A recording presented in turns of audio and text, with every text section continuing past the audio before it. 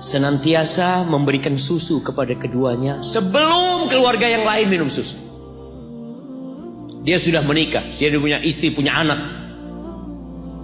Pada suatu hari, ya Allah, aku kejauhan cari rumput, sehingga aku balik dalam kondisi orang tua sudah tidur. Maka aku pereskan susu buat keduanya, ya Allah. Allah tahu, tapi dia mau cerita sama Allah. Dia ingin tawasul dengan amal soleh dia. Lalu aku taruh di wadah. Aku datang ke bapak ibuku, mereka tidur. Maka aku berdiri di hadapan kedua. Jamaah, bukankah bisa dia taruh di sebelah meja ibunya susu itu? Dia ambilkan meja, taruh di sana, dia bisa tidur. Dia sudah berbakti sama orang tuanya dengan seperti itu. Tapi anak ini tidak.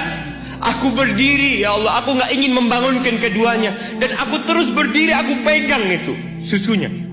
Sampai mau subuh bangun, aku serahkan kepada kedua. Anak-anaknya nangis minta susu. Kata dia, lah, sampai bapak ibu aku minum. Kalian jangan minum. Kita kadang-kala sudah menikah lebih peduli sama istri kita, lebih peduli sama anak-anak kita. Nggak ada hadis yang mengatakan anak itu pintu surga, jemaah. Yang ada itu orang tua pintu surga. Kita peduli sama anak-anak kita. Beli oleh-oleh buat istrinya.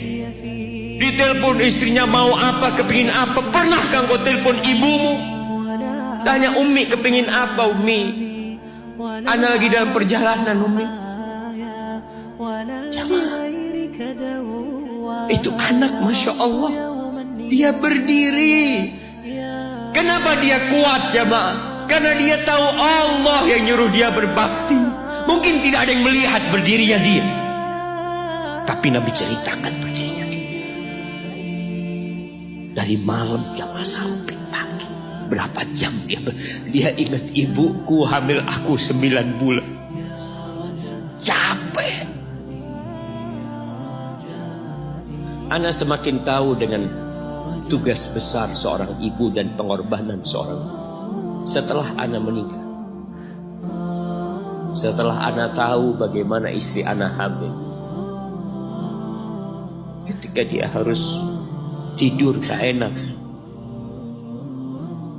makan muntah aja, Ana melihat istri Ana sampai lemas dia. Ana ingat begini ibu Ana hamil. Lalu kita lupanya, mah. Kita sok sukses, mungkin engkau lebih sukses dari orang tua. Tapi kalau nggak ada bapak ibu, engkau nggak akan pernah lahir di muka. Allah ceritakan ibunya hamil dia. Wa wada'athu kurha, dan melahirkannya dalam kondisi sulit. Kadangkala perut ibu kita itu disobek demi kita keluar dari perut ibu kita. Antum meninggalkan luka di ibu, itu dijahit. Kalau antum anak ketiga, Allahu Akbar, berapa kali dibelah perut ibu kita aja. Tubuhnya jadi jelek gara-gara kita. Tapi dia gak peduli, yang penting antum lahir dengan selamat. Kalau ibu kita dikasih pilihan, ini gak bisa diselamatkan, salah satunya akan meninggal. Kira-kira apa kata ibu antum? Iya, gak apa-apa dok, selamatkan bayinya dok. Gak apa-apa dok, biar dia lahir dok. Subhanallah. Berapa banyak ibu yang meninggal dunia ketika dia melahirkan anak.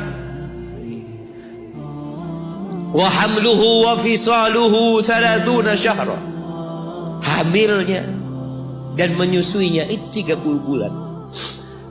Artinya bukan ketika antum lahir selesai lelahnya ibu kita. Memang ketika antum lahir dengan selamat, Allahu Akbar, ibu itu lupa dengan rasa sakit dia 9 bulan. Ibu itu lupa dengan jeritan dia mengeluarkan kita ketika kesakitan.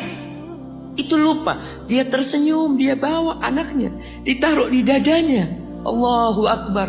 Kalaupun ada air mata yang menetes, Itu air mata kebahagiaan orang tua dengan hadirnya kita di muka bumi ini. Lalu kita bisa berjalan. Kita nggak bisa apa-apa lahir. Allah rekam kebaikan ibu kita.